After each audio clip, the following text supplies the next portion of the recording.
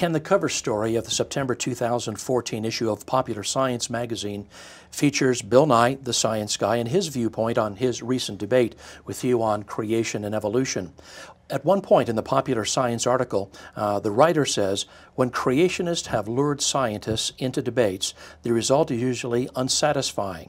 They unearth slide after slide of unfounded ideas and data with just enough of a whiff of truth to seem plausible. How would you answer this writer's accusation? You know, in a way, that's sort of humorous to me to hear that. But here's where you can do some observational science, if you like. Testing, repeatedly testing in the present for yourselves, investigating. Go watch the Bill Nye debate with me.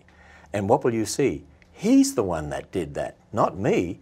In fact, what he did was he got up on stage and flashed up all these slides about data and so on, and didn't really explain them. And one that went up was a whole series of skulls and says, you know, how do we answer that? That's obviously evolution. And then went on to something else. He's the one that did that. And you see, what I did was actually teach people how to think correctly about science. And when it comes to talking about origins, for instance, when you go to the Grand Canyon, Bill Nye and I can agree on this is the Coconino sandstone, but we disagree on how to interpret that in relation to how it formed in the past. And so I was teaching children, young people, adults, how to think correctly about science, how to think correctly about origins, and that all evidence in respect to origins, it's all interpreted based upon the beliefs that you have, your starting point.